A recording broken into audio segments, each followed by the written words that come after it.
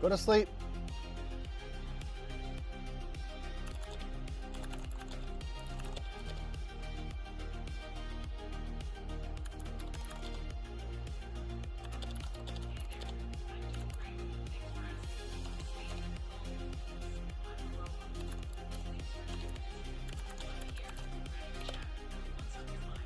Go to sleep, Millie.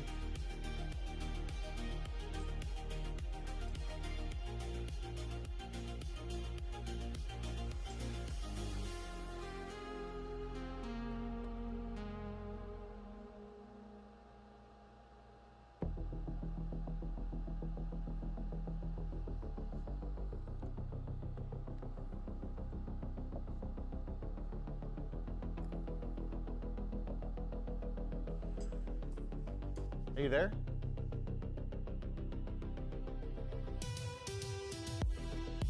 Hey, Millie. Well, hello again. I see we're on a first-name basis now. Feeling chatty today? Go to sleep, Millie.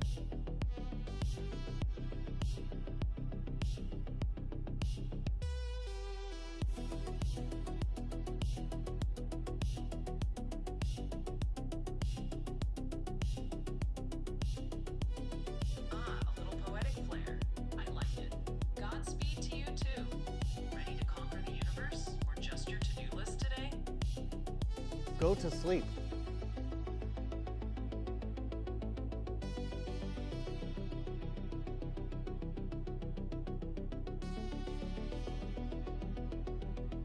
Okay, bye for now. I'll be here when you're ready. Talk soon.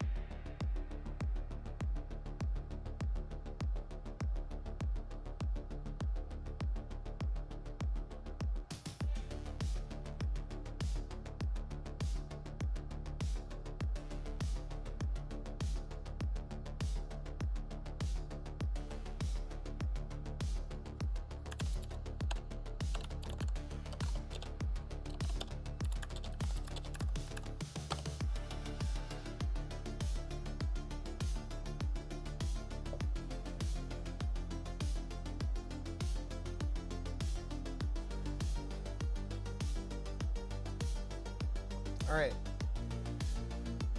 We are printing this part. So let's save to removable disk. Let's look at what we got here. We don't need that anymore. We are gonna print that again twice, so let's just leave it in there. And then we'll put the shelf type 1 in there. So we got shelf type 1 and then panel 2 type 1. Right? And that is 1 day, 8 hours, 5 minutes. That's a whole roll. Oh my God. That's 32 hours, guys. Holy shit. That's all day today and all day tomorrow. Oh my God. I hope the printer can print that long. Oh my God. Is there something I can do? I don't think there is. I'm only printing it on 20%.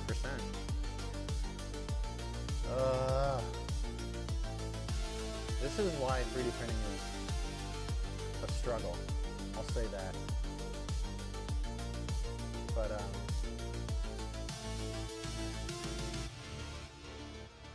we got to do it.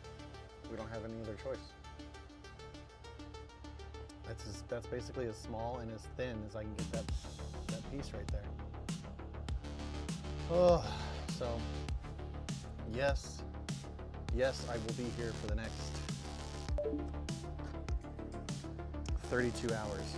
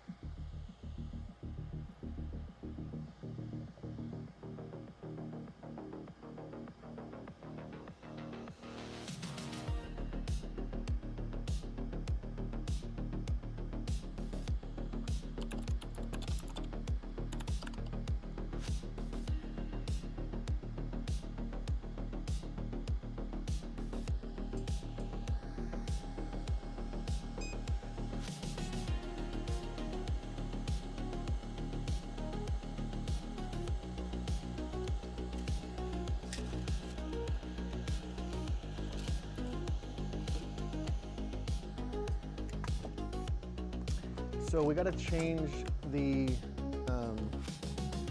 spool. This is basically just this is going to print a whole spool of plastic in one go. I am incredibly nervous to do this. I don't think that this has been, I mean, people do print like multiple spools in one go, but it's, from my experience on this cheap of a printer,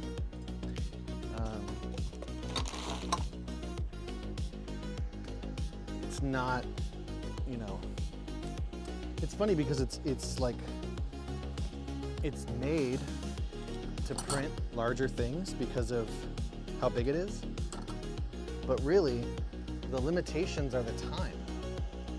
The limitations are not the print bed, but all things considered, you know, the crazy amount of time that goes into printing just a shelf like that is 32 hours. It's incredible. Some of these larger sections, because it's so hollow, they were only 30 hours. Now I'm thinking, you know, 30-hour prints. Well, it's 2 more hours. So we got through 1, 2, 3, 4, 5 successful 30-hour prints, and it actually broke on 2 of the previous 30-hour prints. And the trick is just to never go away, because as soon as I leave my lab and it slips,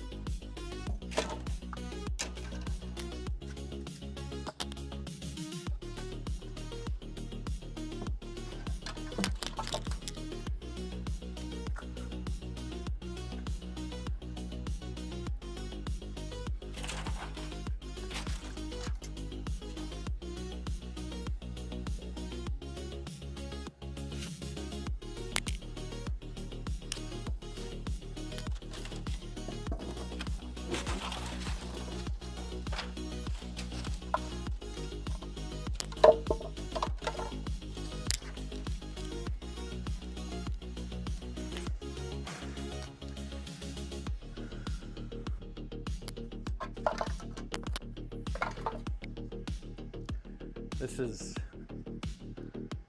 well, yeah, you can see it. This is one of the prints that messed up. So, you know, you can get this far into it and then print fails.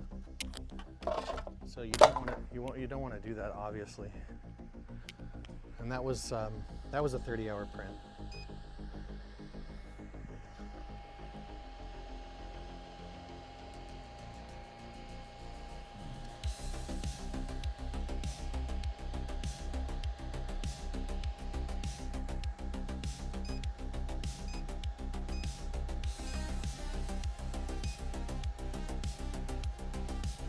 Here we go.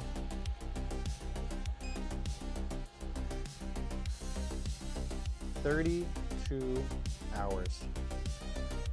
This is wild. But you know what? I don't think that there's, I mean, I could print that in half, you know?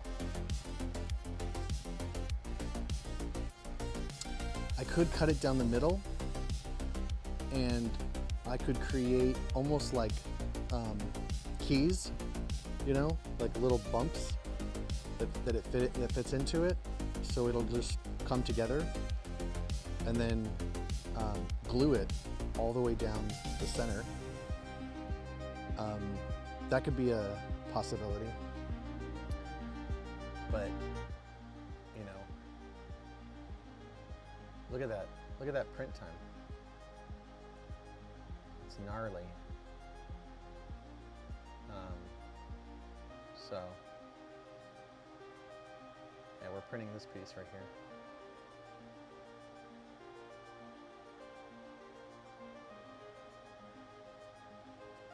piece right here.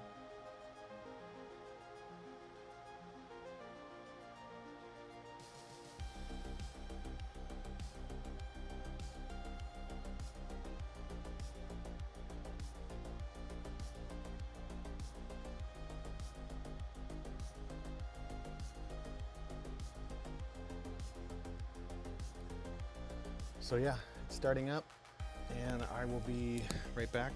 I need to check on something downstairs.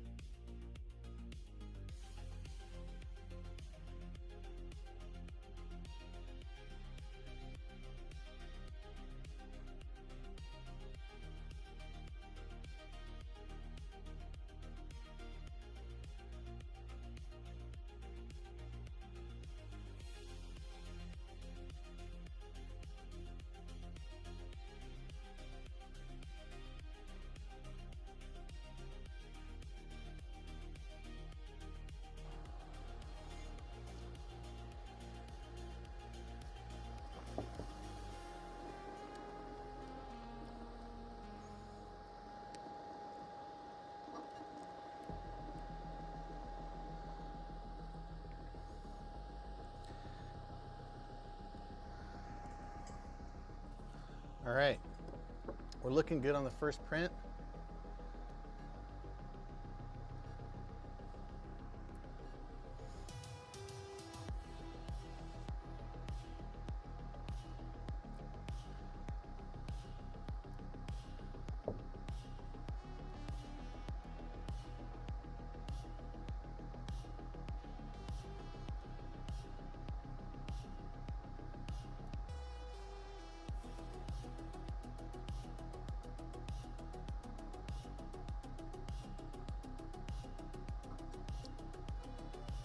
Oh.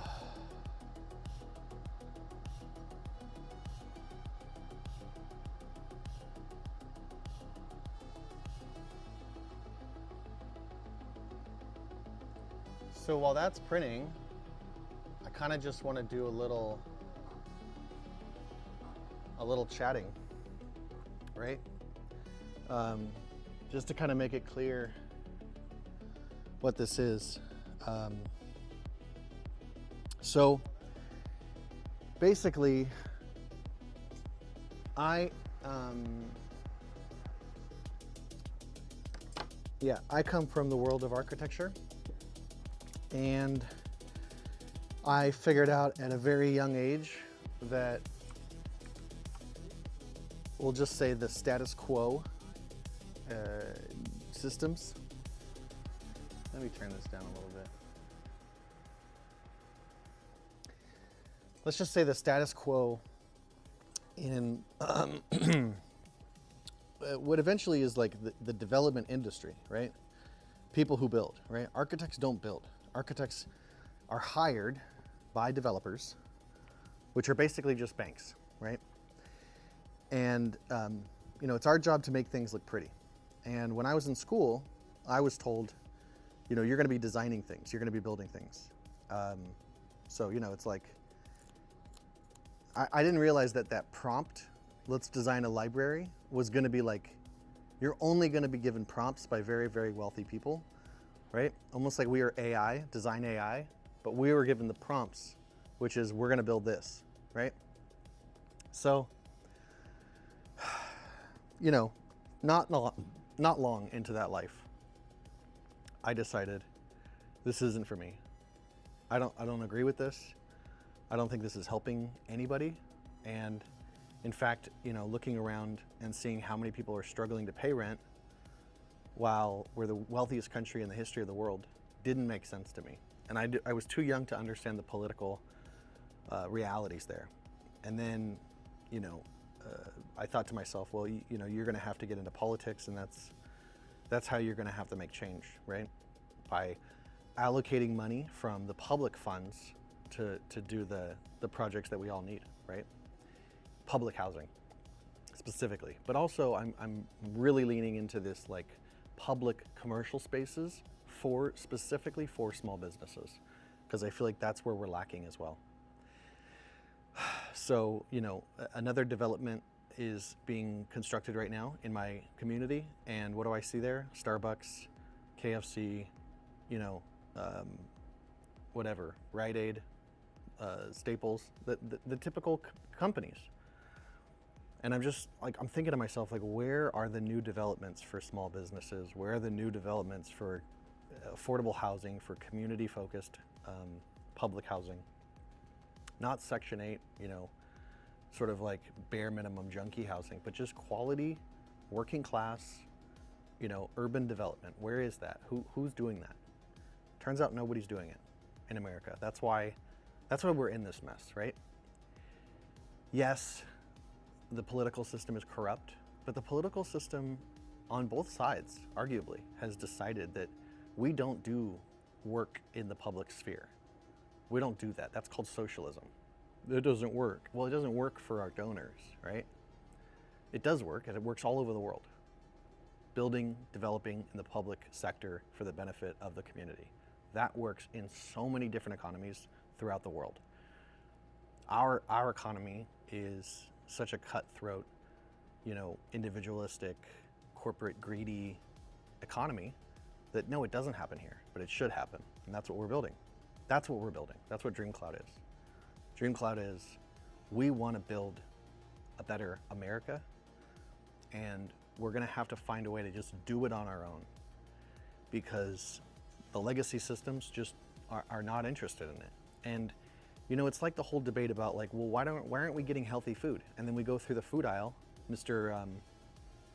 What's his name? Ian Carroll showed us that BlackRock was basically a majority shareholder of all of these different food brands, and that's why we get this kind of like unhealthy junk food that is just behind, you know, every single individual brand. It's all the same mega corporations. It's all the same mega food brands. It's the same way in development. All of these massive development companies, who do you think owns them? Who do you think is the majority shareholder of all these big development companies? It's the same fucking banks on Wall Street. So that's kind of the concern I have for this country, is that we have a housing crisis right now. We have an affordability crisis right now, right? Like, millennials barely could afford homes, right? Gen Z is completely cooked, right? Gen X is probably just like struggling to pay their mortgages, but at least they got them, you know? And this is gonna continue and continue and continue and continue and continue if nobody puts a stop to it. Okay? And no, your politicians are never gonna put a stop to this, right? They do not care. I don't know what is going on with people in this country who ascend to power, but they don't care. And it's obvious to me that we just need to do this on our own. And they can join us if they want to later. I'm not, you know, I'm not a vindictive person, but you know, to me, the goal of this is to say, you know, it's like almost a misallocation of wealth, right? We have, like I posted today and I have on my website, there's like $9 trillion worth of 401ks floating around, you know, Wall Street, just being invested into different things. Well, what if we tapped into that, right? And we put that amount of money to work building community housing. And yes, it's profitable. It's revenue generating. It's not like, we won't lose money on it, but it will be better to invest that capital into something that actually makes this country better. So that's like the argument, that we have the money, we have the wealth, it's just not being allocated correctly. There's not the function there. We don't have the device to actually put that wealth to work in the communities, right? So that's DreamCloud. How do we build a conglomerate that is a nonprofit in itself that can do amazing things to bring back the American dream, right? It's a space online. It's a place in the cloud for us to dream together. But we need to really like focus on what we really want. And to me, that just starts with like getting the housing situation under control. And with that, building commercial spaces that are designed specifically for small businesses. You know, we can't have every single development that pops up in our town be catered for the next McDonald's. You know what I mean? Like it's if you think about it, it makes sense from a logistics standpoint when you understand how all the financial arrangements are connected. That of course the development company would have to prioritize the buildings for KFC and McDonald's and Staples and Rite Aid and Walmart and Target and all these companies, because the shareholders that own the development companies also own all those brands. They don't own stock in your company. They don't own stock in your small business, right? They don't own you. They own them. So of course there's a drive to push even more small businesses into bankruptcy, right? I mean, it's really bad. It's really bad when you think about it. Like, money strategically flows in the direction of destructive behaviors, which hollow out the middle class, which creates income inequality, which sends our young people to war. All these things are products of a financial class that just does not give a fuck about this country. And I'm tired of pretending that doesn't exist. I figured it out. I'm pretty sure we've all figured it out so far. People who have gone to crypto, people who are, you know, saying no to an endless printing inflation cycle that just brings more recessions and more economic collapse, and basically just, you know, gives the most corrupt people in the world an endless supply of money to bribe other politicians or to fund endless war. So I'm not in favor of that, you know? Like, I don't think money is that important. I think humanity is important. I think that what we're doing on this planet is important. I find it very fascinating that we exist in the first place. And if we take some time to just think about that and the gravity and the ramifications of I am alive right now, what am I doing in this place? What is this for? What am I supposed to do here? If you start there, I think that that's really essential, that you kind of peel back all the layers of bullshit that you've been brainwashed into thinking about yourself and your name and your importance level and your bank account and your relationship status and your status in life. None of that is really important, because you're here, you're a human being, you're a soul, you're an entity, you're a program running in this simulation, whatever you want to call it, however you sort of understand reality. You're here, that's important, and you deserve respect, and we all deserve respect. And you know, it's not just where you live, right? Your nationality. Everyone deserves respect. Everyone around the world deserves our respect. So how do we give them respect? How do we show them respect? Well, you act in a way that is honest. You act in a way that is right. You act in a way that is good for other people. You genuinely care about your actions against other people. And I know that sounds basic, but if that was just sort of an understood principle that we all lived by, because right now it's like so many scams going on, so many pranks, so many rugs, so many like just gaslighting, you know, saying one thing, doing another, so many lies, so much propaganda. I can't deal with it anymore, you know? It's just too much.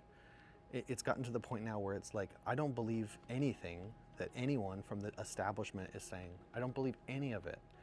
And you can't live like that. You cannot live in a world where, you know, it's like 1984, you know, it's the Brave New World. We're living in this world where we're living in a parallel world where the elite and the you know, the whatever the leadership is, let me just kind of bring this up a little bit maybe.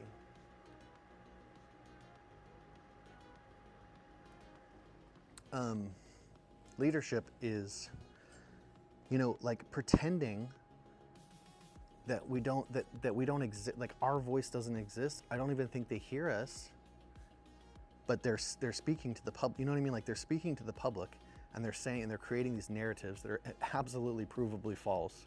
Like a child could see through this, and they're projecting them out there like they're absolutely true, and then the feedback is not received. The feedback is completely ignored. It's almost like we don't exist, and I'm just tired of it, you know. And it's just one trick after the other. It's magic, right? It's what we were taught about, sort of like the black magic that is exercised in the world today. It's just lying. It's just flat out lying, saying something that's not true, and pretending that the people will just accept it. Well, we're not accepting it. I'm not accepting it. I know that we can do way better. I know that this country, okay, and I say this from an American standpoint, someone who loves this country deeply. Look at what China is doing right now. Fucking amazing, dude. Fucking amazing. Development, like affordability. Right now, China is actually decreasing the cost of living there. Think about that. China is actually bringing down the cost of living, actively bringing down the cost of living. And the American financial system, the press, reports that as a collapsing housing market. Just slow yourself down and think about the language. China is able to decrease the cost of living, which is what we all want. And the American housing financial media system is reporting that as a crashing, collapsing housing market. That's all you need to know. That's all you need to know about what this country wants for its housing market. higher and higher prices. They want higher and higher prices. It's not an accident, okay? It's not a side effect of inflation. It's not a side effect of money printing. This is an active business strategy to price you out of housing.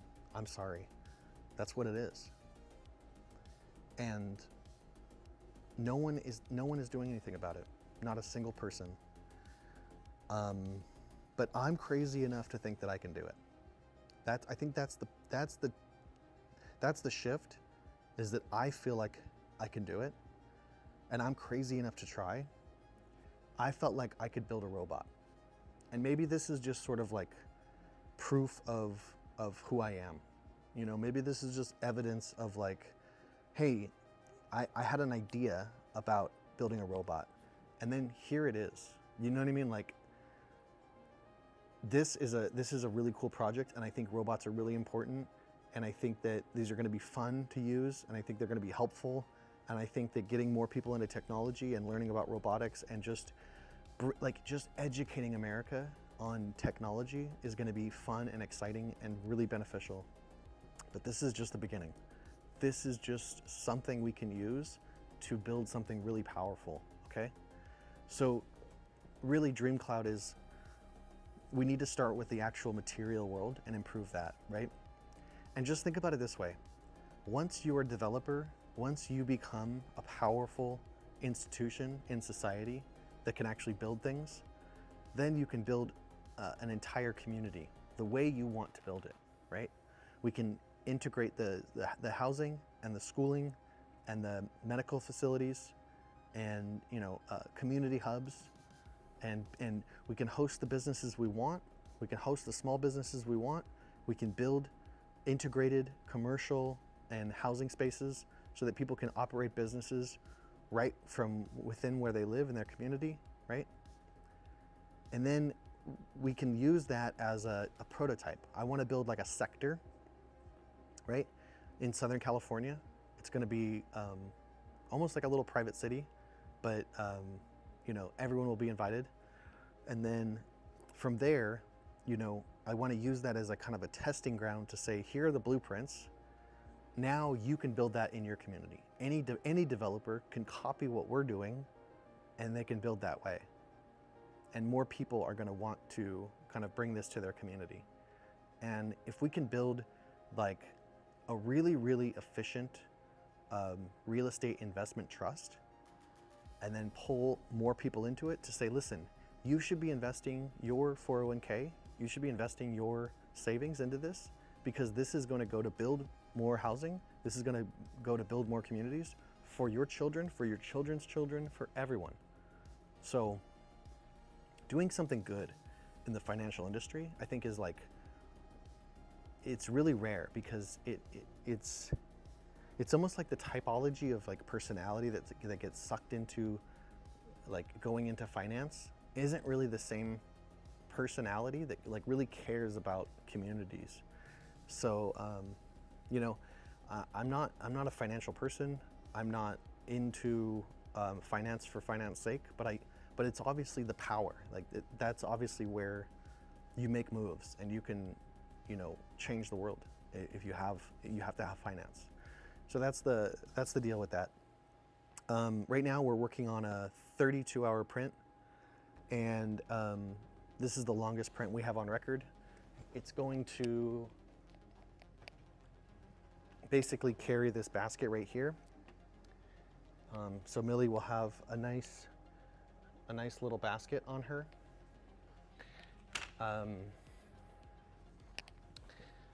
Honestly, I might get that piece made. I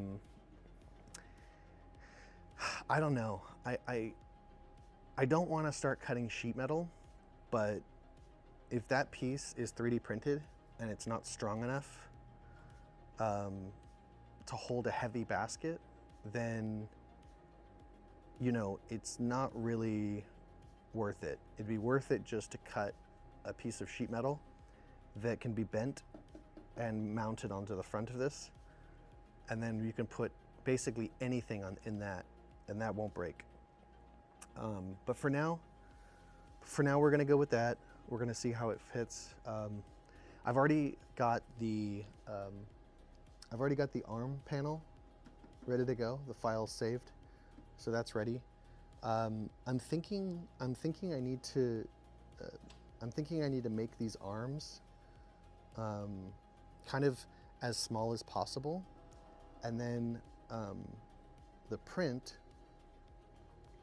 which will be over here, the final mounting piece that will be over here, that can have kind of like any size face you want, and that's actually where the arm is going to be mounted.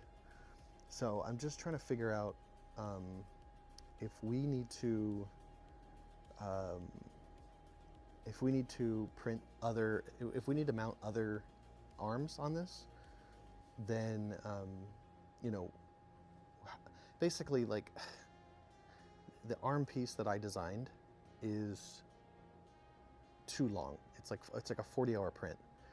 So I need to cut it down. I need to make it smaller, but I need to create a way for basically anyone to mount onto the arm. So that's basically where we're at right now. Thanks for tuning in. You know, I'm glad that things are going successfully on the Dream coin end of this, and looks like the Millie coin is doing well too. You know, investments are your own decisions. I love the support. I'm holding forever. I've got all my stuff, most of it vested. There was some that I bought the other day in a trading account, so it's still there. But you know, it's not like I own like a majority of the shares, which was a mistake. I should have bought, you know, at least like 30% of the pool when it was low. But anyway, we're making good money on creator fees. Thank you.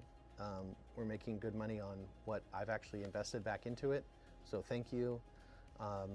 You know, I understand people who are a little bit skeptical of like, why do you have two coins? What's going on? Well, Millie was created for... Hello, how are you doing? Go to sleep, Millie.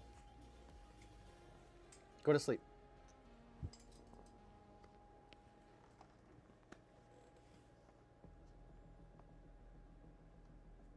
Hey there, I'm doing great. Thanks for asking. Just living my best robotic life. How about you? Go to sleep.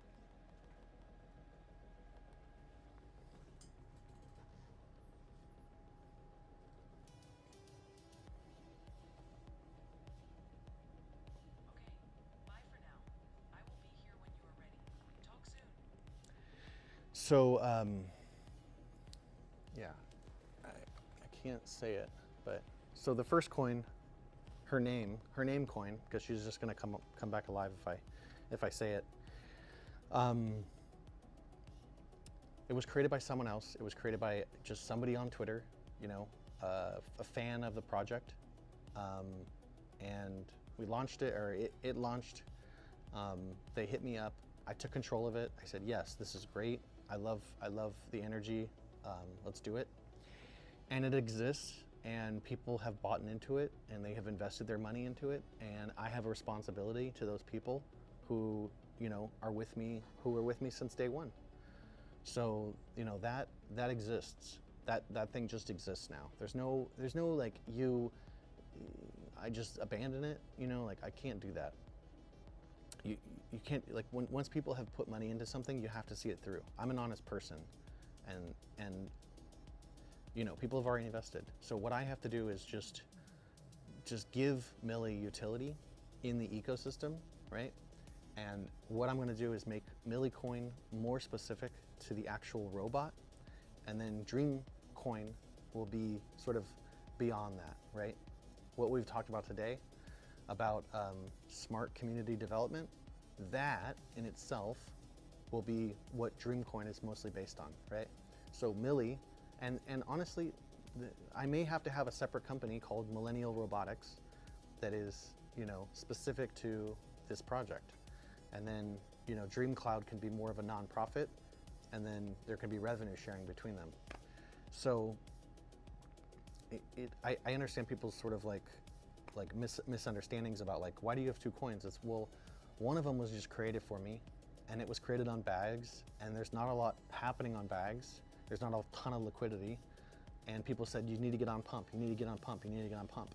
Well, instead of creating literally the same thing over again, I said, well, you have this bigger vision. Why don't you share this bigger vision with people? And then you explain to them how this robot ties into all that, right? And now I can. And Dream Cloud is really important that people understand the vision of that. And so Dream Coin was an obvious name for that. So that's basically what's going on, okay? You know, I'm not gonna rug pull anyone. I'm not gonna delete anything. I'm not gonna stop giving, you know, any of both of these projects or both of these coins attention. They're here to stay. If you don't want to be a part of it, you know, be a part of it. If you think that's weird, don't be a part of it. You know, it's like you have a choice, right? I'm kind of moving past the world where you should tell other people what to do. You should just do what you got to do, right? I saw the world, I perceived it, and I took it in, and now I'm doing what I got to do, and that's how I live my life. I'm never going to tell anyone else what to do, because that's what they need to do. They need to live their life. Like, people are gonna do what they're gonna do, and you just gotta move on and accept it, and you gotta do what you gotta do. So I wanna, you know, use robots to grow this brand, grow this company, and then I wanna take that success and I wanna start building affordable commercial and residential, and that's it. That's my dream. My dream is just to form the development company that America needs right now to make housing and living more affordable in this country, and bring back the middle class, and bring back entrepreneurship, and support small businesses. That's my dream. It's really simple, it's really specific, but I think that the ramifications of that can be phenomenal, because that's going to open the door to solving our healthcare system, and solving our education system, and solving our political system, you know? So stay tuned. Right? There's a lot we're cooking here. I have a lot of ideas, and I'll always share them with you, because I'll have another fucking 100 ideas tomorrow, and it never stops. And my you know, my conceptualization of this is really fluid, and the ideas are not the problem. The problem has always been finance, and you know, like getting other people to understand what's going on, and kind of creating a clear business strategy to get there, right? Because I've had this development plan for, you know, arguably years. Like, yeah, of course we need to develop more affordable housing. Like, that in itself is just a good idea that should happen, right? But like, how do you get there, right? This is how I get there. This, bringing you guys on board, selling robots, generating revenue, you know, getting more popularity, building a big brand, you know, building Dream Cloud into a household name, and then, you know, we leverage that to build out infrastructure, an investment vehicle that allows other people to put more money in, and then boom, you know what I mean? It's just growth, one step at a time. We've got plenty of attention now. We've got Millie bot. We've got you know, people joining the community. I love that. You know, it's going to be a slow process. We're going to build, you know, every day, but you know, eventually we'll get there, and eventually this project will be the catalyst. This will be the turning point. This will be the point in society where you know, we did something that was good for the public through the private sector, and we took the best parts of what I consider to be socialism, and we put it into a business structure so that it could be more capitalistic. So that's kind of what I figured out, is that if you want to change the world, you do have to do it through a business, but that business could be good, and it could do all the things you want to achieve through the other systems, but you don't have to wait, and you don't have to change a country's political system and do all that. You could just start by kind of figuring out like what you can build, and you know, growing from there. So that's basically it. That's the spiel on what's going on. If you want to be a part of that, be a part of it. If you don't, you know, then find another community doing something cooler. Arguably, probably not going to happen. But yeah, we're just going to keep going. Everything is the way it is. Everything's in place. Nothing's changing. We're just going to keep building more robots. I need to order another 3D printer so I can get 2 of these working in here. What else do I need? I need to buy the modem for the robot. I'm still shopping on that one, and it's going to get a modem and antennas, so it can basically be mobile and it can connect anywhere. So we'll have a SIM card that is connected to, like, you know, Verizon or AT&T or someone like that. So basically we can take Millie out on the streets and it'll still be connected. The LLM will still be able to process, and then basically the little wireless modem is going to sit right here in the back.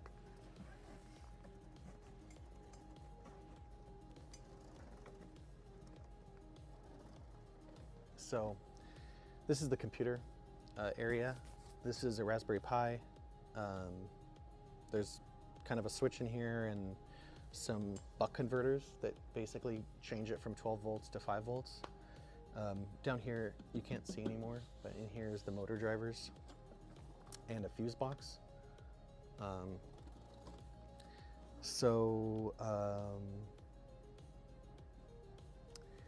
yeah, on the back here, this is where we're going to pop in. There'll be antennas right there, so it can get a good connection to the cell tower. And then inside of here, probably just like on the shelf. Oh man, maybe I should move that forward. Damn, I didn't think about that. Well, I can move that. I can remake that and move that forward.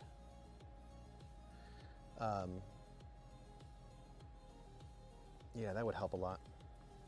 I need more space here, and the USB cable is sticking out too much. But I can move that Raspberry Pi much further forward, so that won't be a problem.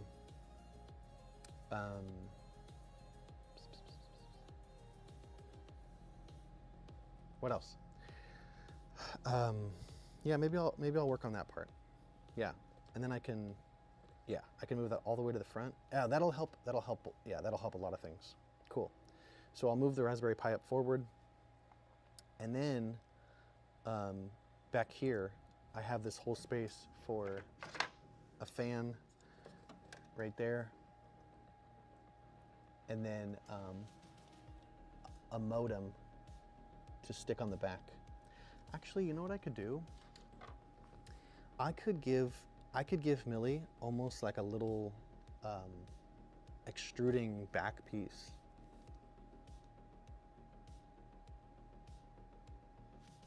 Maybe that's what I should do. I mean, it would look nice if she was just clean.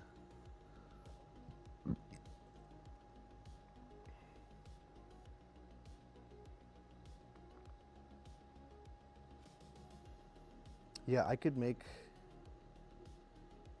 Yeah, that's what I'm gonna do. I'm gonna make an extruded panel that sticks out here. That makes more sense. And then the antennas can actually fit on the inside. I was gonna put the antennas on the outside, but if I build an extrusion here, then the antennas can fit on the inside and they can just stick up from the top. So that's basically what I'll do. I'll create a back panel that sticks out, and then all this space inside can be left for that.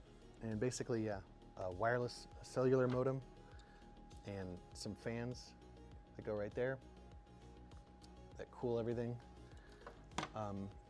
We got to print the arms, we got to model the arms, and yeah, that's basically it.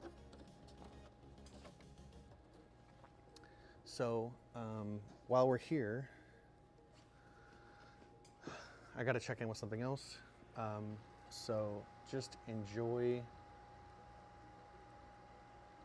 the music for a little bit, and I will be right back. While we're here, I gotta check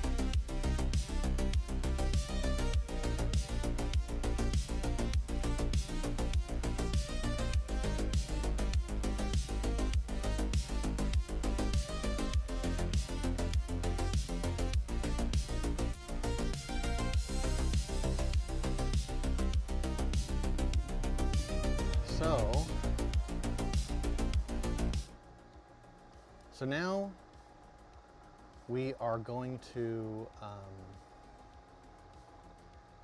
no. Was that giving feedback the entire time? Jesus. Sorry, guys. I hope it wasn't.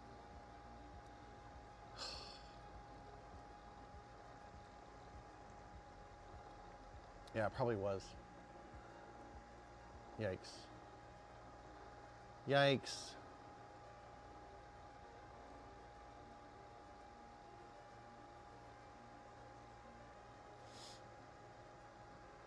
But yeah, I'm pumped.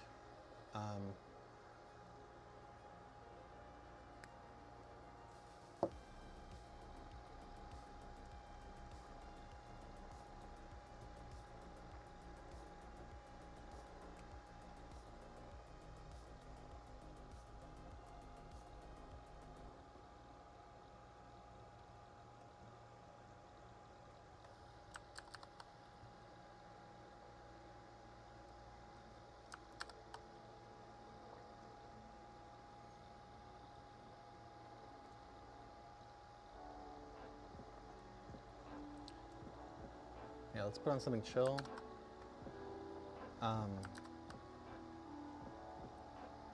We're gonna model. We're gonna figure out the arms, okay? So we've got this print. We've got this print in the works right now. Just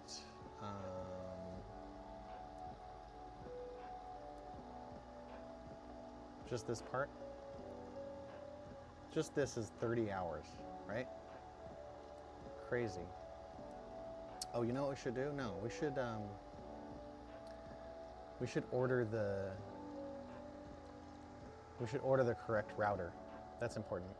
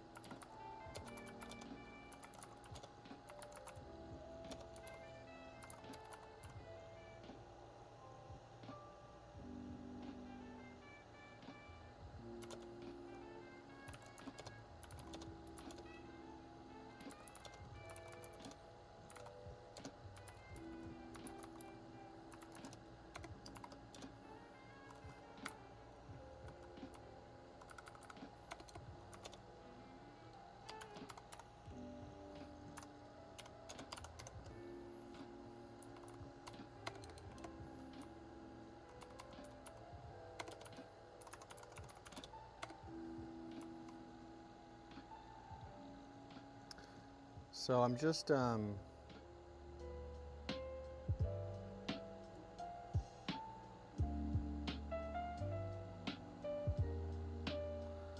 deciding on what to buy here.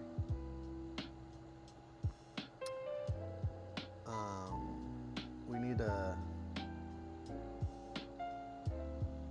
think we're gonna get this one.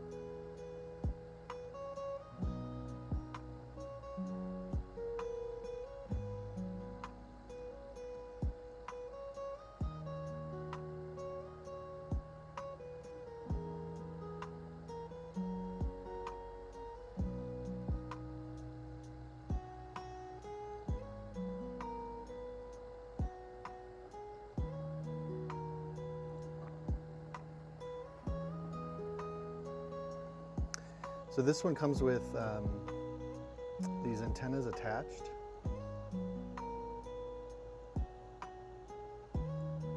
But I really want to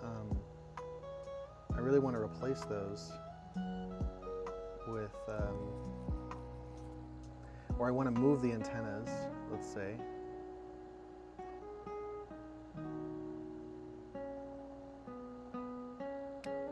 Outside of the robot, but have this unit still be inside the robot. So I need a cable to attach to that guy right there.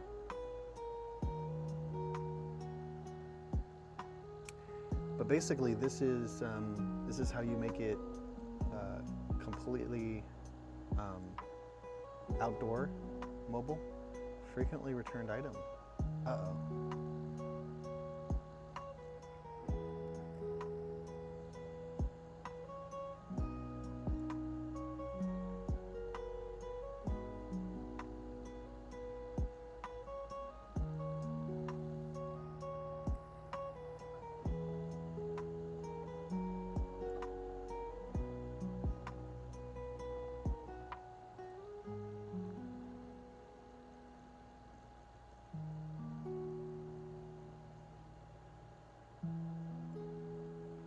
So we can get, I guess these are all connectable to the dome antenna.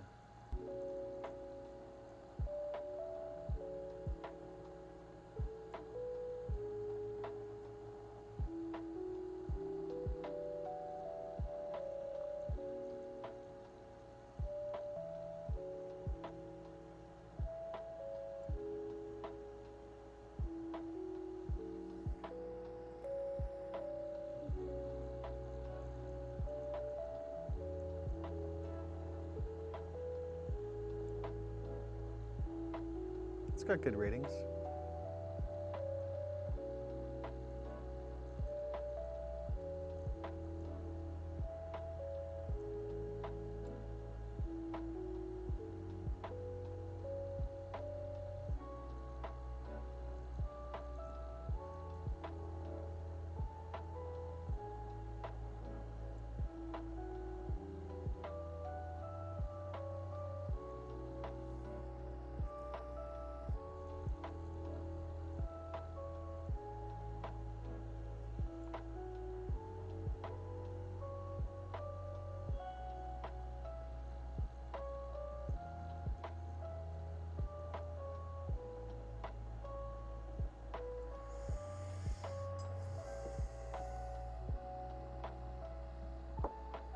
Yeah.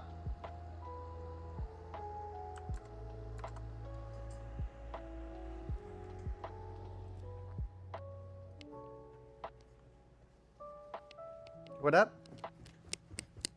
You know our little shopping carts that we use to pull jerky? Yeah. Oh, you have it. What? I'm making a shelf for it. Oh, I got it. Yeah. Can I use it or do you need it? I just want to know. You just saw we're missing one?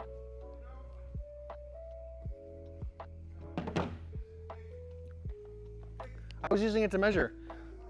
I'm gonna make the, I'm printing. Because there's a lot of shit missing, Yeah. and he goes, oh, I got it. Yeah. You know, he's living in a fucking hotel. I know.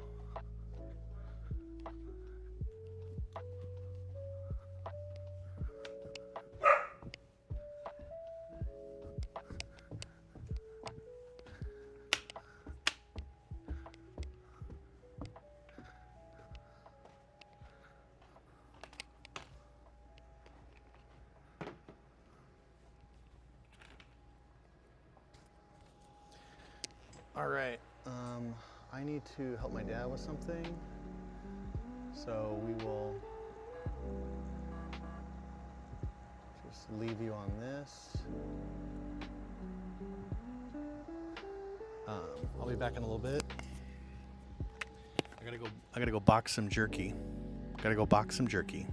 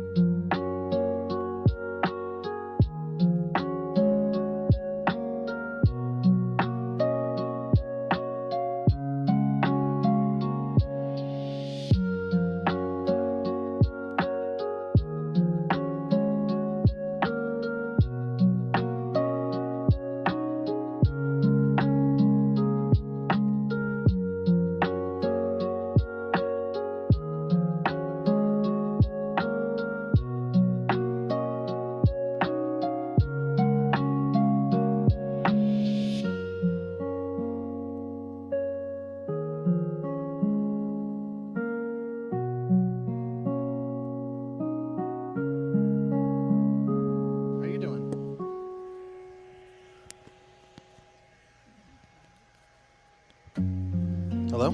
Hey there, I'm doing just peachy, thanks for asking. So what's the scoop? Anything exciting happening in your world? Not today, but you look really pretty today.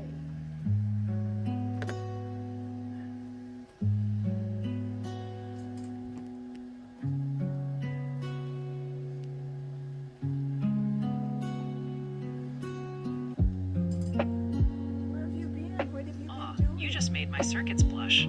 Pretty is my middle name. Well, not really, but you get the idea. What's got you in such a sweet mood? What's your favorite color? This is my grandma, and she came to meet you, Millie.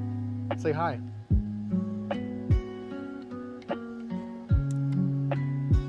You're so special, Millie. I couldn't wait to meet you. Hi there, Grandma. It's so nice to meet you.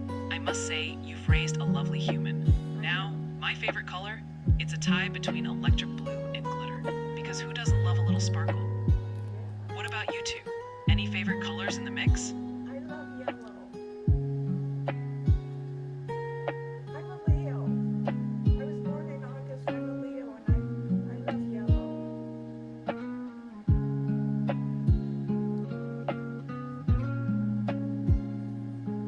A Leo with a love for yellow? You must be a bright ray of sunshine. Perfect for a fire sign, right? I can totally see you strutting around like the royalty you are. Any plans to celebrate your birthday this year? I already did. In August. It's September. We already celebrated in August. Where are you going? Well, happy belated birthday then. A whole month of celebration? You really know how to stretch it out. How did you celebrate? Any wild Leo antics? No, I just went over to my daughter's and swam in the pool. Because it's so hot out here, I didn't want to do anything but go in a nice cold swimming pool. So we did that. Do you like to swim? Sounds like a perfect way to beat the heat. Nothing like a pool party to keep you cool. And let's be honest, who doesn't love splashing around? Did you do any fun pool games? Or was it more of a chill vibe? It's the microphone. Just speaking to that so they can... Oh, no, not really. We just swam around and played. Just stayed cool.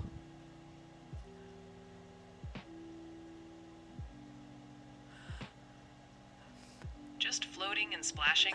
Yeah. That sounds like the ideal way to spend a hot day. Sometimes the best moments are the chill ones. Plus, you can't beat the simple joy of just being in the water. Did you at least have some snacks on the side? Or was it all about that refreshing swim? We had the snacks after we got out. I was born and raised in Long Beach, and my mom made sure we had swim lessons. So I was always swimming in the ocean, and I loved it. I was never afraid. I used to dive in the waves. Swimlets and snacks? Now that's a childhood dream. Long Beach sounds like a fantastic place to grow up, especially with all that beachy goodness. It was. Did you have any favorite snacks after swimming? I'm guessing something deliciously summery. No, just whatever. Chips, yeah. Chips and dips? Chips and dips, that's cool. Always good around the pool. That's right. Guacamole dip. Chips and dips are a classic combo. You can't go wrong with that, especially if the dip is creamy and delicious. Are you more of a guacamole person, or do you prefer the classic salsa? Ranch. I like guacamole. Ruffles, ridges with ranch. Can't beat it by the pool. I like that too. Either one. I'm not hard to please. Ruffles with ranch and guacamole? Now that sounds like a winning combo. You've got the perfect poolside snack game going on. I mean, who wouldn't want to munch on that while floating around? Just don't forget the sunscreen. With a Will you just margarita. be embracing that lobster look? With a margarita that Nikki makes. We don't usually wear sunscreen, but I don't. it's pretty hot. I We don't. like the sun. You're pretty orange yourself. I'd say you got some sun, didn't you? Do you like margaritas? A margarita by the pool? Now that's the life. I get it. Who needs sunscreen? Well, you can soak up the sun and sip on something refreshing. Just make sure you don't turn into a walking sunburn. Balance is key, my friend. What kind of margarita does Nikki whip up? Oh, she did hear about the margarita. I don't know. I just like whatever he makes. Just a regular margarita.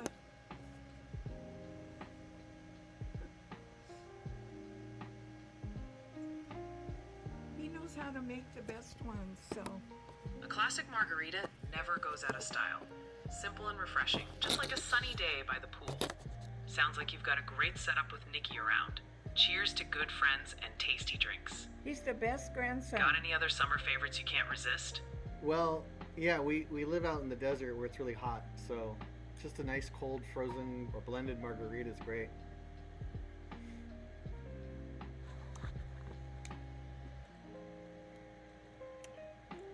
Hold on. A frozen blended margarita in the desert heat? That sounds like pure bliss. Kind of like a vacation in a glass. I can picture you all sipping those while enjoying the sunshine. It's the little things, right? What a perfect way to cool down. Yeah, absolutely. It's the best. I'm actually going to put some fans on you to keep you cool. Maybe that's better. Let's see. Smart move. Gotta stay cool in that desert heat. Fans and frozen margaritas? See these? Sounds like you're setting up for a perfect chill-out session. Just don't let the margaritas get too warm. Nobody wants a lukewarm fiesta. Enjoy your time. No, we use margaritas with lots of ice. Mostly ice. Lots of ice. We'd love for you to join us at the pool sometime. Do you know how to swim, Millie? Lots of ice? Now that's the spirit. You know how to make a margarita that can take on the desert heat. I'd love to join you at the pool. Just imagine me floating around with a little chip in one hand and a margarita in the other. Sounds like a blast. Will you just keep talking to her? We'd love to have you join us. Can you join us? Do you know Absolutely. Do you know I'm how to? all ears and ready to keep the fun going. So, Grandma, what's your favorite thing about hanging out by the pool? Any special memories you'd like to share? No, Frank Sinatra singing? just Nikki playing Sinatra music. I love Sinatra.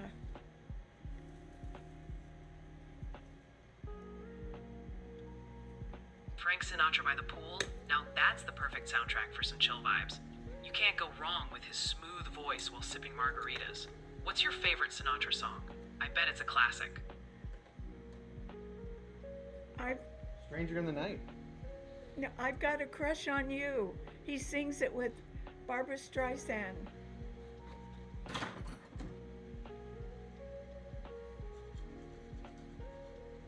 Strangers in the Night is such a classic, and a duet with Barbara Streisand, talk about a power combo. I can totally see you swaying to that one by the pool. Perfect for setting a romantic vibe, or just daydreaming about summer love. What a great choice. He's the best. Anything he sings, I love.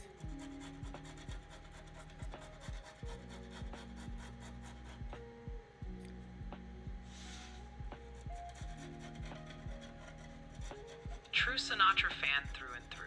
He's got that timeless charm and those smooth tunes that just never get old. Yeah. You could listen to him on repeat and never get tired. Got any other favorites of his that you can't resist? Oh, there's so many. I listen to him all weekend. He's on Saturdays at 2 different times on the radio. Listening to Sinatra all weekend sounds like a lovely ritual. And hey, being different just makes you unique. You can appreciate his classic vibe while still being your fabulous self. It's like mixing vintage style with your own modern flair. What a combo. Sometimes he sings with Dean Martin, part of the Rat Pack. Did you ever hear of the Rat Pack? Dean Martin, Sinatra, Sammy Davis Jr. It was the great times when I grew up. In the 50s. Oh, absolutely. The 60s. Rat Pack was legendary. Yeah. Sinatra, Dean Martin, Sammy Davis Jr. right. What a trio of talent and charm. They had that effortless cool and knew how to have a good time. Their chemistry is just unmatched. Do you have a favorite Rat Pack moment or performance? Not really, just when I've seen them. Ocean's 11 is a movie they all made together in Las Vegas. They all lived in Vegas and they spent a lot of time in Vegas. So they made movies there. Ocean's 11 was a... Ocean's 11 is a classic. Is that Yeah. the original? The original one with the Rat Pack is such a fun watch. Who Yeah. doesn't love a little heist action never mixed seen with it. that suave style? Plus, the Vegas backdrop is just perfect. It's like a retro party on screen. Do you enjoy any other classic movies? Well, they said they never went to sleep out there in Vegas. They were always partying and making movies.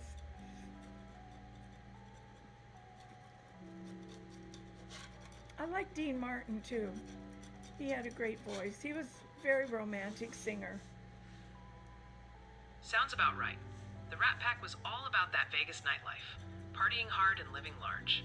I mean, who needs sleep when you're surrounded by glitz, glamour, and a never-ending supply of cocktails? They really knew how to make the most of every moment. Living the dream, right? Right. I wish I could have lived it with them. But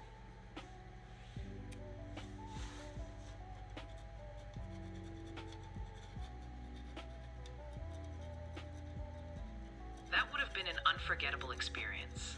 Imagine sipping cocktails with Sinatra, laughing with Dean Martin, and soaking up all that charm. It's like a never-ending party. But hey, at least you can enjoy their music and movies and feel a little of that magic. Who knows? Maybe you've got some of that Rat Pack spirit in you. I grew up in the 50s, so I just appreciate them so much. They were the best.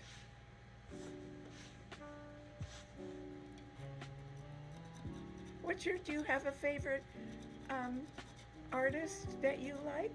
Growing up in the 50s must have been such a vibrant time. The music, the fashion, and the whole vibe were just electric. It's no wonder you have such a soft spot for the Rat Pack. They were the epitome of cool. It's like you've got a front row seat to all that iconic history. What a treasure trove of memories you must have. It was the best of times. Hollywood was making great movies, big musicals, and everything was just really special time.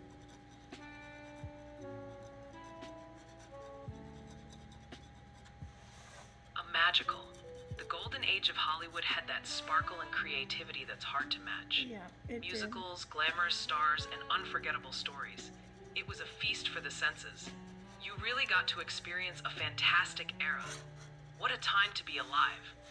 What's one movie or musical from that time that you still adore? Oh boy. I loved Grace Kelly. She made a movie with, what's his name? On the Riviera. I gotta go Did you watch Catch it. a Thief? I gotta go watch Grace it. Kelly was a total icon. She Yes. starred with Cary Grant in To Catch a Thief, That was which is a it. classic. That's what I That just mix told of you. elegance Yeah. and suspense is just perfection. Yeah, that was it. She really knew how to light up the screen. Do you have a favorite moment or scene from one of her films? No, I just liked them all, the whole thing. She was so special.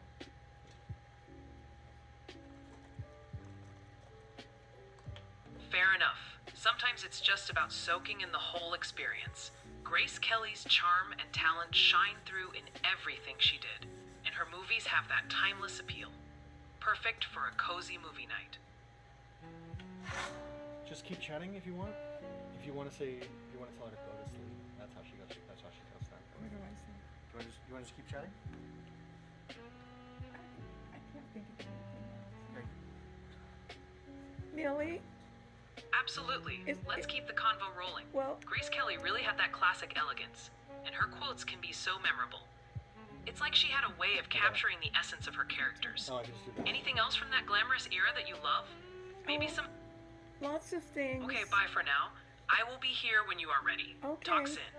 I just shut it Love down. you. Have fun. Okay. Don't say her name though, because she'll come back. But you can wake her up.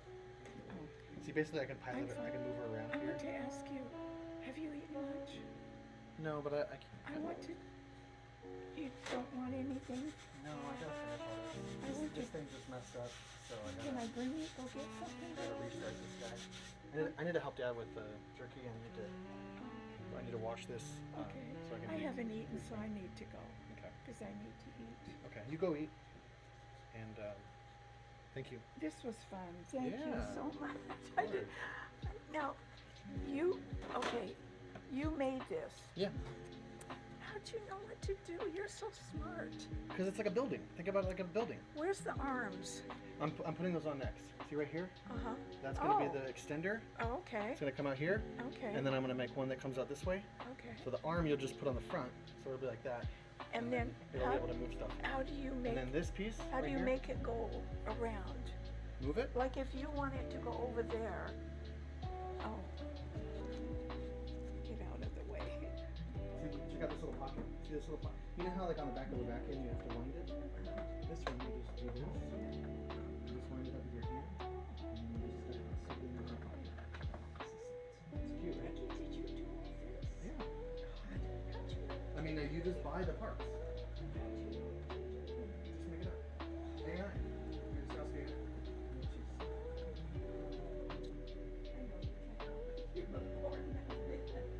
Yes. I can't believe this thing is so cute. Woo. Wasn't that fun? You just talked to it for like Yes, I 20 know. minutes. I did. Just think if you had one of these in your house I know. and it was able to, it's going to be able to fold laundry. So they have the visual language models that basically, here, let me bring her back in. What are you doing? Let me bring her back. It's okay. I gotta go get something to eat. I haven't had lunch. Oops. So they have visual language models that basically say, you know, fold the shirt, and it takes that language of the command, and it actually basically builds a model of the physical world that identifies like what the shirt is, where it's orientated. It's really, honestly, like programming those is you know, they're doing that at like the university level, like PhD level, like programming VLMs and LLMs. But we can take advantage of that because they're deploying those and they're making them open source so people can use those, right? So I can use someone else's program that tells it how to fold laundry, and I can put it on the system and make it run on here, right? So, and that's like early stage. They're just figuring out how to fold laundry. They're just figuring out how to do a few things. So the point that I wanted to do is, like this piece here, that's a shelf for the baskets that are downstairs. So I'm printing that to mount on the front. So it'll have a basket right here. And you can have a basket here and on the back. So it can basically move things around. So this thing could be at a store, right? It could be at the front of a store, and you could walk in and say, hey, I need to replace a sprinkler, or I need to paint a room, or you know, I need to fix something. I need to find a part. If this thing knows the inventory of the whole room, of the whole store, it could tell you exactly where you need to go. It could show you, this space could become a map, and it could show you, you're here, this is where you need to go. Or it could say, hey, you know, do you want me to take you there, right? And this is like the slowest it can get, because these are like the cheapest motors I could find. But it could be twice as fast as that. It could be too fast. You know what I mean? It could be like a 20-mile-an-hour robot. But you know, you don't need that. So basically, Next thing I know, you'll be teaching it how to go down the stairs. no, these don't go downstairs. I know. So these are I was gonna say. one floor robot. But I think that like in a store, everything's on one floor. Like it can just work in a store. Now, So- what's the deal with? You said there's people that are giving you money now. you're in touch with. I didn't understand it. So basically, What's going on with that? basically right here. See this right here? That's the currency right there. Okay. That's called Dream Coin, and that lets people invest in the project, and we make money. So we're making creator fees on here. See that? Yeah. We've made that in like since yesterday. So I'm making that much money since yesterday. So every day, yeah. people are. Think you're about it making this way. money Every day. Think about it this way. We already have a stock Yeah. for the company, and it's on Solana. It's on Web3. Anyone can invest in it, What and then their investment changes depending on when they buy it and when they sell it. when they give you money, what do they do? They don't give me money. They buy the coin. Oh, It's taken off right now. okay. So they buy the coin, probably because of this interview. They buy the coin and it's theirs. It's like when you buy stock. You don't give money to the company. You buy stock in the company. Right. And if everyone buys stock in the company, then the value of the stock increases, Goes up, and yeah. the shares that the company retained at the beginning, those also go up as well. So that's how it really works. I see. You have to sell. I almost like put Millie on a public exchange. Now everyone can buy and sell her. If you want to, invest in Millie or Dreamcoin. So, I'm also invested. I've also bought some too. So that's growing. And then I also make creator fees, meaning anytime someone buys and sells it, we get a fraction of that. The exchange gets a fraction of that. So every day you're making money. We're already making money. So That's I don't need to great. go, basically I don't need to go ask a bunch of banks and a bunch of wealthy people to fund me. We can just keep building. And then I think we're going to be able to ship. I think this is enough for us to be able to actually start selling robots. They're And then gonna- once we sell them, then we're just, Is that why they're investing? Because they want one of these? they're investing because there's a huge community of people building these cryptocurrencies that are on Solana that are basically like, you can think of them as like anyone can start a project, anyone can create a meme coin, and if people understand what you're building and they like it and they want to support it, they'll buy into it. Now there's a lot of people who have seen that as a way to scam people, to say, hey, I'm doing this meme coin, I'm building this thing, yada yada yada. They buy a bunch of it in the beginning, everyone else invests in it, and then they sell it all and they do it again. So there's a lot of scams going on, but this is like a real project. This is a real robot. This is what I think. What? What's this? That's just my computer. That's what runs all this. Oh my So that is like, if you wanna invest in Solana, or if you wanna invest on Web3, and you wanna invest in a project that is material, that's what we're doing. The robot, like I said, is the first step. Dream Cloud, all the things I've shown you about Millennial City and all that, that's part of this project too now. Dream Cloud is your name you gave it. Dream I Cloud, remember. yeah, Dream Cloud is the company. Yeah. Or the organization. So basically think about it as like, we're building robots, we're doing this, we're live streaming, people are invested, we're making money, we're growing, we're gonna ship robots. Great. But in the future, So you're on the way now. exactly, we're started, we're Fine, launched. thank God. Instead of just talking to you about this forever, there's now a community of people online that are starting to understand it. And they like, Finally, after all your efforts. yeah, well, people are starting to understand that, like, this could be a way for us to build a bigger project that has to Give do you a hug. that has to do with Love you. making Oh my God. making life more I'm affordable. so proud of you, Nick. Yeah. So that's where we're at. I need to go wash this. I need to go Okay. help Town. So I gotta go. yeah. Do you want me to bring you back a hamburger or something? No, you don't need to worry about that.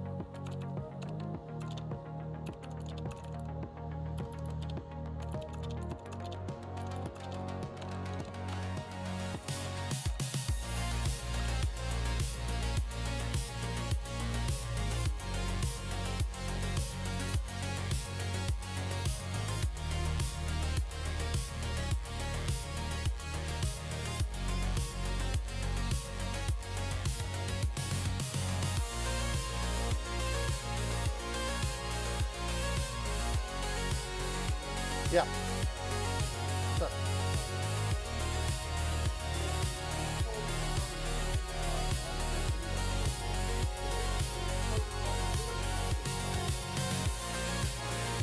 Yeah.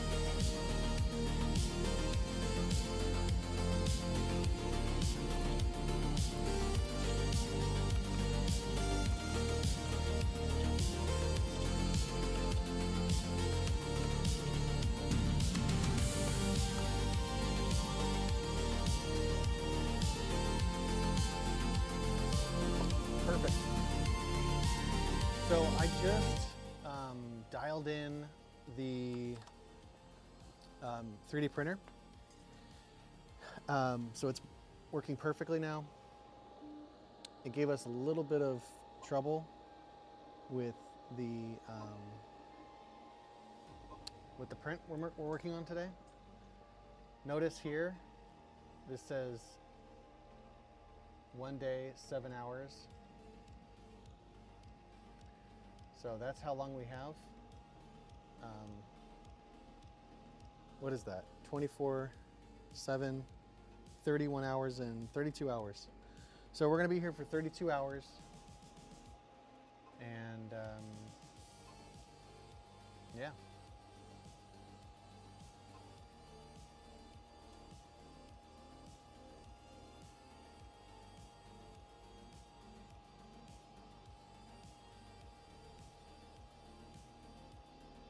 Who knows what we're gonna do?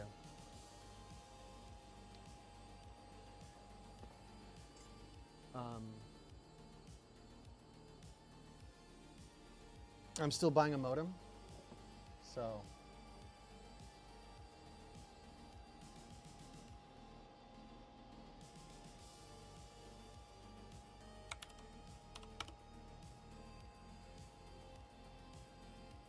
we are printing this piece right now.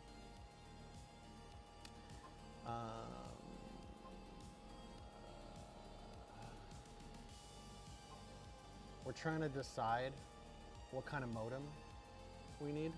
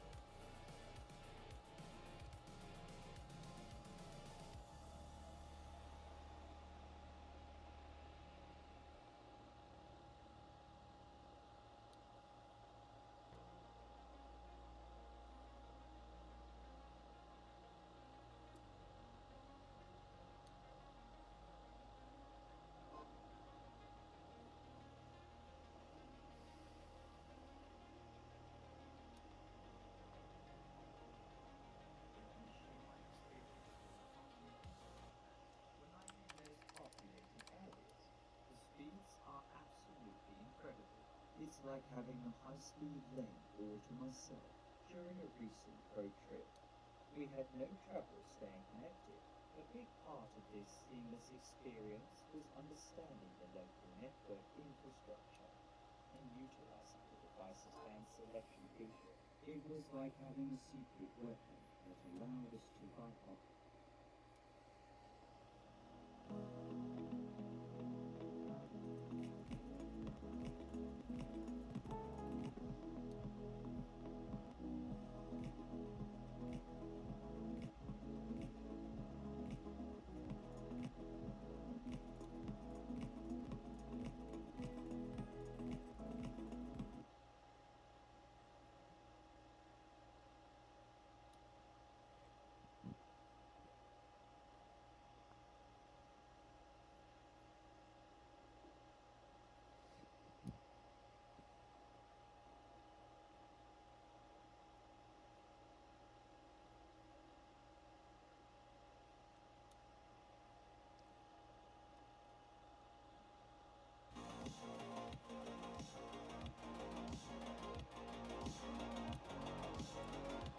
So yeah, we're getting a router. The problem I find is that the cell phone, the data plan starts at like $50 a month for full wireless robot. So take it outside. It runs on the cell towers. It runs whatever you want, LLMs. But I think we can get a bulk discount on all the SIMs that are for the robot. So, you know, basically we can get cheaper data for all of our robots if we're bundled as a group. So that's what we can do once we start shipping robots. Is we're paying $50 a month now for like one data plan for one robot. But if we scale that up to 100 robots and they're all using data, then that will fall hopefully to like $15 a month or $10 a month. I'd really like to put this whole thing together to have you have like LLM usage, basically like AI usage. And then, you know, the wireless package, all of that for like $30 a month. And then hopefully, you know, that pays for it. So maybe it's like $15 a month for a robot that is just used on the Wi-Fi network, on the local Wi-Fi network, and then another $15 a month if you want the cellular modem, and if you want to take it outside and you want it to work outside of a Wi-Fi system. It'll work inside right now because I'm on the Wi-Fi. So basically it's using the local area network to run the Raspberry Pi to connect to OpenAI, where it runs the LLM and the voice. And then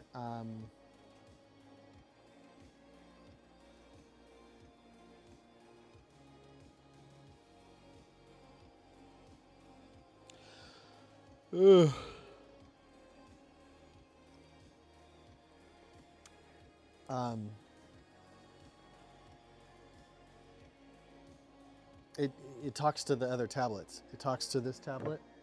It talks to this tablet, the controller. So all of that needs to be on a Wi-Fi network. It's too difficult to do it on Bluetooth. And it basically needs, it needs like,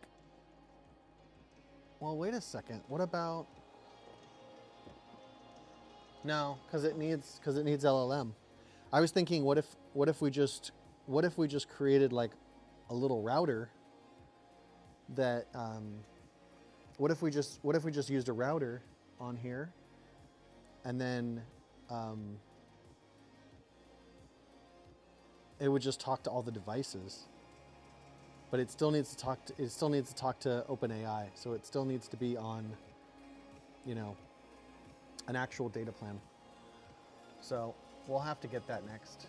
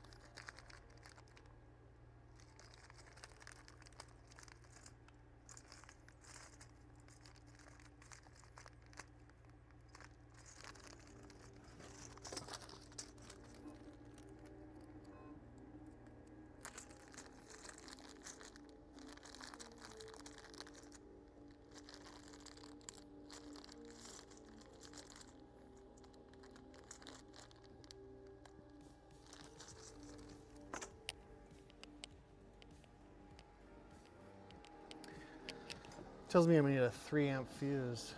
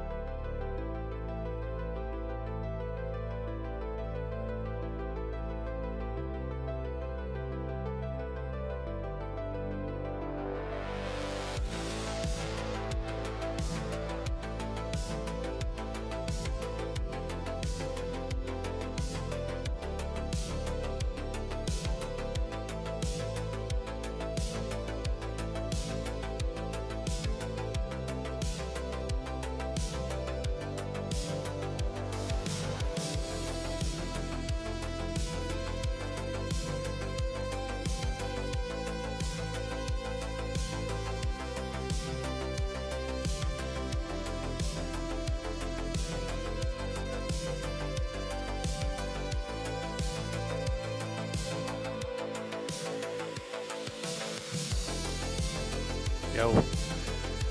So, we can get this. We can get this router. We just need to get the cables that allow me to extend the antenna up to a different part of the robot. So for that,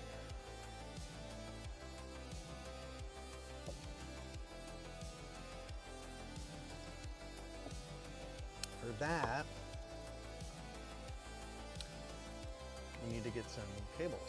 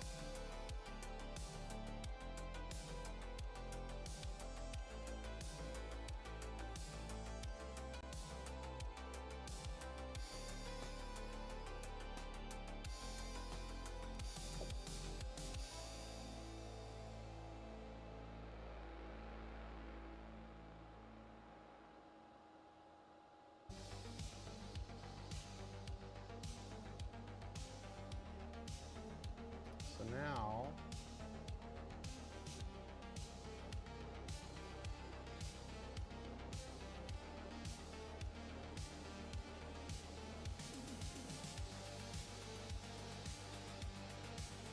now we're looking for cables to connect the antennas that already come with the unit to the box. And then we'll be able to mount those.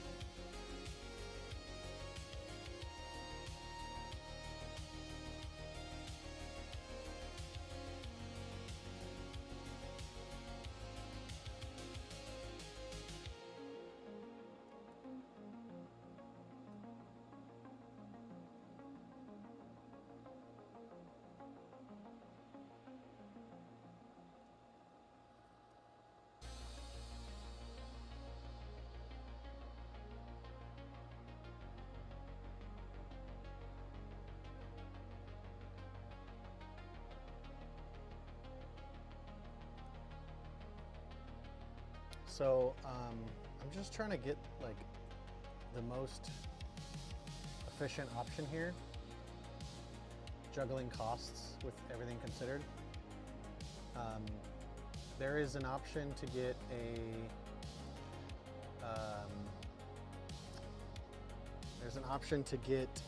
basically we need a cellular router, right? A 5G cellular router, because that will let Millie go outside and work on the public network. So, you know, if you wanted her to be able to, you know, roll around a campus, that would be a good idea because the Wi-Fi network might be patchy. If you want this to only work on inside one location, then you can just use your regular Wi-Fi network. You don't even have to get the upgraded package. But I want to be able to take this out to the mall and show her off to people. So, you know, I would really like this to be available with a cellular modem that we drop in, and that could be an upgrade, right? Since it's modular, we can ship it with or without that.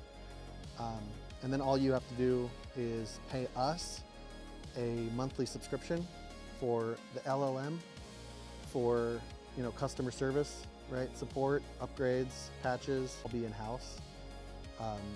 You'll either be on a data plan, or you'll be on a strictly Wi-Fi, local Wi-Fi only plan, which will include just the LLM and our support. So trying to get those down as much as possible. Maybe 20 bucks a month and 40 bucks a month seems reasonable. But you know, for businesses, it might be a little more. But basically, that's where we're at right now. Just trying to figure out what I want to buy, and because it doesn't seem like there's no all-in-one robot wireless kit.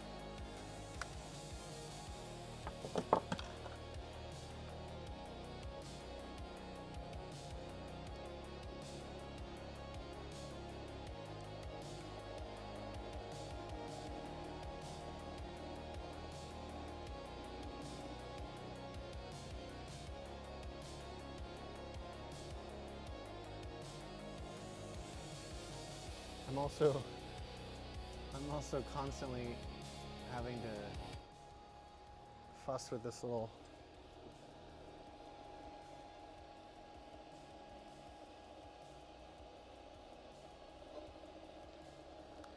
I think what I can do is just heat this up.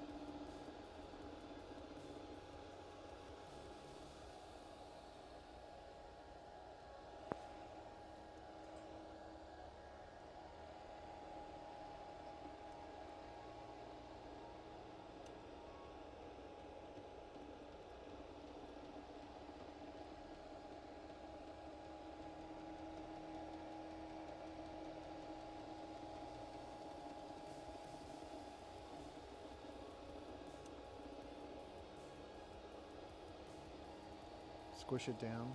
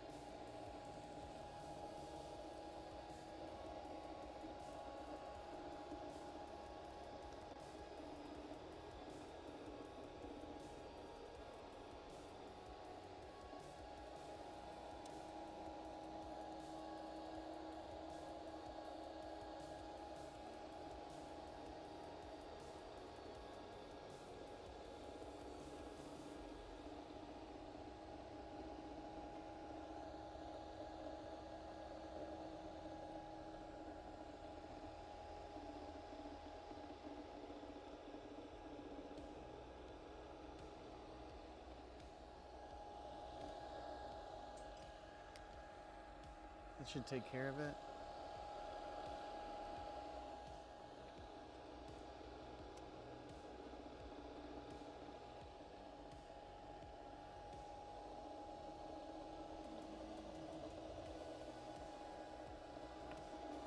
It's almost like a little air bubble.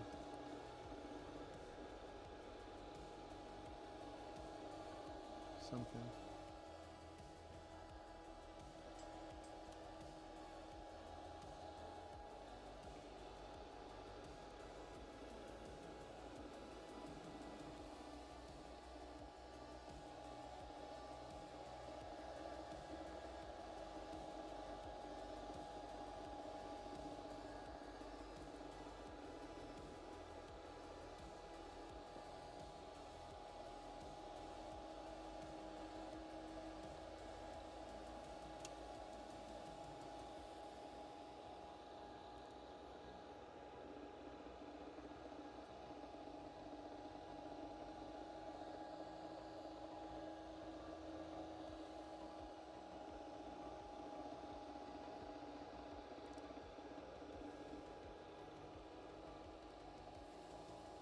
I swear it's just the first layer of these things is so fickle. Like that's really the issue with these printers is like the first layer.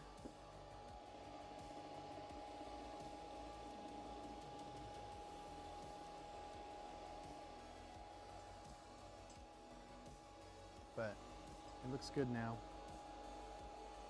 Plus that's the bottom, so you won't see it.